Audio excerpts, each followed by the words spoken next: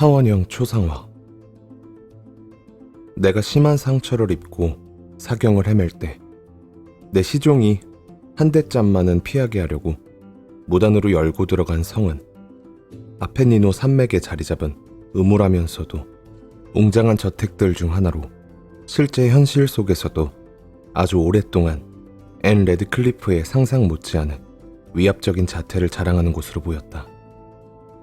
겉모습을 찬찬히 뜯어보건대 그 저택은 그저 잠깐 버려진 곳, 그것도 아주 최근에 버려진 곳인 듯했다. 우리는 그 저택 중에서도 가장 조그맣고 장식이 소박한 방에 자리 잡았다.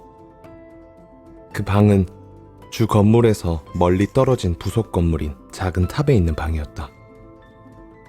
방의 벽에는 테피스트리가 걸려 있었고 금빛 찬란한 아라베스크 무늬 액자에 넣은 엄청나게 많은 수의 생동감 넘치는 현대화와 함께 각양각색의 문장이 달린 트로피가 걸려 있었다.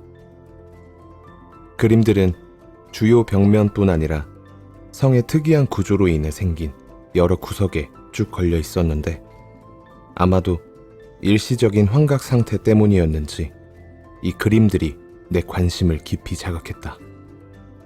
그리하여 나는 페드로에게 벌써 밤이 되었으니 창문 밖 무거운 덧문을 닫고 침대 옆에 놓인 크고 높다란 초에 불을 붙인 다음 침대를 둘러싼 끝에 장식이 달린 검은 벨벳 천으로 된 커튼을 활짝 열어 젖히라고 지시했다. 잠이 오지 않더라도 최소한 그 그림들을 찬찬히 감상하든지 아니면 베개 머리맡에서 발견한 그림들에 대해 묘사하고 비평한 작은 책자라도 읽기 위해서였다. 나는 아주 오랫동안 그 책을 읽었고 아주 경건하고 열렬한 태도로 그림들을 바라보았다. 시간은 쏜살같이 그리고 장려하게 흘러가 마침내 깊은 밤이 닥쳐왔다. 촛대의 위치가 거슬린 나는 잠자는 시종을 깨우는 대신 가까스로 손을 뻗어 불빛이 책을 더 잘 비추도록 촛대를 옮겼다. 그런데 그러한 내 행위는 전혀 예상치 못한 효과를 가져왔다. 촛대 위 여러 자루의 초에서 바라던 불빛이 그때까지 침대 기둥 중 하나에 가려 어두컴컴했던 구석을 비춘 것이다. 그때까지 내가 전혀 주목하지 못했던 그림 하나가 환한 불빛 속에 떠올랐다. 이제 막 성숙한 티가 나기 시작한 어린 처녀의 초상화였다. 나는 그 초상을 얼핏 훑어보고 난 뒤 황급히 눈을 감았다. 왜 그랬는지 처음에는 나 스스로도 분명히 알 수 없었다. 그러나 그렇게 눈을 감은 상태에서 마음속으로 내가 왜 눈을 감았는지 스스로에게 따져 물어보았다. 생각할 시간을 벌기 위한, 즉 시력이 나를 기만한 것이 아님을 확인하기 위한, 그리고 상상력을 자제하고 좀 더 또렷한 정신으로 그림을 다시 바라보려는 본능에서 나온 충동적 행위였다. 나는 잠시 후 다시 그 그림을 뚫어져라 골똘히 바라보았다. 그러고 있노라니 내가 상상이 아닌 실제 그림을 보고 있다는 사실을 의심할 수도 없었고 또 사실 의심할 생각도 없어졌다. 그 화폭에 촛불이 비치면서 내 감각에 스며들었던 몽롱한 몽환의 상태가 싹 가셔버린 듯 했으니까 말이다. 마치 내가 그 촛불로 인해 화들짝 놀라 정신을 차리게 된 것 같았다. 이미 언급했듯이 그 초상은 어린 처녀의 것이었다. 어깨와 머리 부분만을 전문 용어로 비네트라고 부르는 방식으로 그렸는데 설리가 두상을 그릴 때 즐겨 사용하던 스타일과 아주 흡사했다. 팔과 가슴과 빛나는 머리카락의 끄트머리조차도 그림 전체의 배경을 형성하던 희미하되 짙은 색깔의 그림자 속으로 눈에 띄지 않게 녹아들었다. 액자는 타원형으로 짙은 황금색 도금이 되어 있었고 모레스크 스타일의 선조 세공으로 장식되어 있었다. 예술 작품으로서의 가치라는 면에서 그 그림보다 더 탁월한 작품은 있을 수 없었다. 그러나 그 그림이 그리도 갑작스럽고 강렬하게 내 마음을 사로잡은 까닭은 단순히 작품이 훌륭해서만도 인물이 속세의 사람이 아닌 것처럼 아름다웠기 때문만도 아니었다.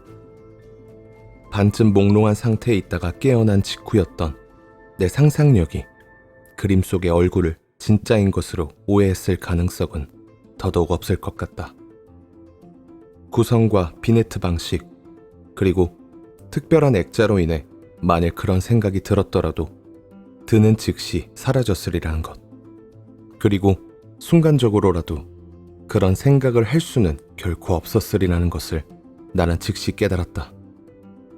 이런 생각에 곰곰이 잠겨 나는 아마 1시간 정도를 반쯤은 앉아서 그리고 반쯤은 비스듬히 누운 채 시선을 그 초상화에 고정시키고 있었다. 그러다 마침내 그 초상화가 내게 미친 효과의 진정한 비밀이 어디에 있는지를 알아채고 만족해서 침대 깊숙이 벌러덩 누웠다. 그 초상화의 마력은 거기 그려진 표정의 절대적인 사실성에 있었다. 처음엔 초상화가 너무나 진짜 같아서 놀랐고 궁극적으로는 그 그림에 압도당해 혼란스럽고 오싹한 느낌까지 들었던 것이다. 나는 진지하고 경건한 태도로 촛대를 제자리에 되돌려 놓았다. 그렇게 내게 심각한 심리적 동요의 원인을 제공한 그림을 시야에서 차단한 뒤 나는 그 방에 있는 그림들과 그 역사를 논하는 책을 호기심에 가득 차서 집어들었다. 타원형 초상화에 대한 묘사가 있는 쪽을 편 나는 다음과 같은 애매하고도 기이한 묘사를 발견했다. 그녀는 탁월하게 아름다운 처녀로 아름다운 모습만큼이나 성격도 밝고 활달했다. 그녀가 한 화가를 만나 사랑에 빠져 그와 결혼하기까지 기다리던 시간은 그녀에겐 재앙의 시간이었다. 화가는 열정적이고 부지런하며 엄격한 성격인데다 이미 미술이라는 신부가 있었다. 너무나 아름다운 데다 미모만큼 성격도 밝고 활달한 그녀. 온통 밝은 미소로 넘치며 어린 사슴처럼 까불거리며 뛰놀기를 좋아하는 그녀. 세상 모든 것을 사랑하고 소중히 여기는 그녀. 그녀가 유일하게 미워한 대상은 자신의 경쟁자인 미술이었다. 그리고 사랑하는 사람의 눈길을 그녀로부터 앗아간 팔레트와 붓과 다른 심술궂은 화구들이 그녀가 무서워한 유일한 대상이었다. 따라서 화가가 어린 신부인 그녀의 초상을 그리고 싶다고 말했을 때 그녀는 그 말만 듣고도 소름이 끼쳤다. 그러나 그녀는 워낙 성격이 겸손하고 순종적이었기 때문에 높은 첨탑 위 어두운 다락방에 얌전히 앉아 몇 주일 동안 그의 모델 노릇을 했다. 그 방은 빛이 머리 바로 위에서만 조금씩 창백한 화폭 위로 내리비치도록 설계되어 있었다. 득이양양한 기분으로 작업에 임한 화가는 매일같이 단 한순간도 쉬지 않고 꾸준히 일했다. 그러다 보니 열정적이면서도 광적이며 침울한 성격이었던 그는 몽상에 빠져 현실을 완전히 잊었다. 따라서 그는 그 외딴 첨탑방에 비치는 소름 끼치는 빛으로 인해 새색시인 아내의 건강과 활력이 시들어가고 있다는 사실을 제대로 보지 못했다. 그녀가 하루가 다르게 수척해지는 모습이 그를 제외한 다른 모든 사람의 눈에 분명히 보였는데도 말이다. 그러나 그녀는 조금도 불평하지 않고 그저 미소를 지을 뿐이었다. 그녀가 보기에 그 화가, 그 저명한 화가가 이 작업을 통해 열정적이며 타오르는 듯한 기쁨을 얻고 있다는 것. 그리고 그를 너무나도 사랑하는 그녀. 하지만 하루가 다르게 기운을 잃고 쇠약해지는 그녀를 그리기 위해 밤낮을 가리지 않고 열심히 일하고 있다는 것이 분명했기 때문이다. 그리고 실제로 그 초상화를 본 몇몇 사람들은 그림이 실물과 꼭 닮은 것을 보고 참으로 경이로운 일이라면서 화가의 실력뿐 아니라 그가 그리도 탁월하게 묘사한 그녀에 대한 그의 깊은 사랑을 보여주는 증거라고 속삭였다. 마침내 그의 작업이 막바지에 이르렀을 즈음 사람들이 첨탑방에 들어가는 것이 금지되었다. 작품에 대한 화가의 열정이 걷잡을 수 없이 격해졌고 화가가 화폭에서 눈을 떼는 일도 드물어졌기 때문이다. 심지어는 눈을 들어 아내의 표정을 보려고도 하지 않았다. 그리고 자신이 화폭에 바른 빛깔이 바로 자신을 마주 앉아 보고 있는 그녀의 뺨에서 빼앗아 온 것이라는 사실도 보려고 하지 않았다. 그렇게 몇 주가 지난 뒤 이제 입술 위로 한 번만 붓칠을 더하고 눈 위로 물감을 10개 한 번 더 칠하는 일만이 남았을 때 아내의 영혼은 등불의 심지 위에서 간당거리는 불꽃처럼 다시 한번 잠시 펄럭였다.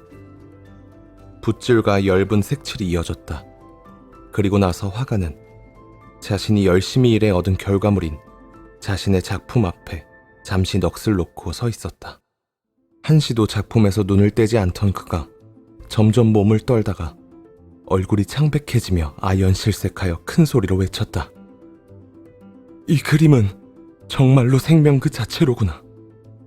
그리고 곧바로 몸을 돌려 아내를 바라보았는데 그녀는 죽어 있었다.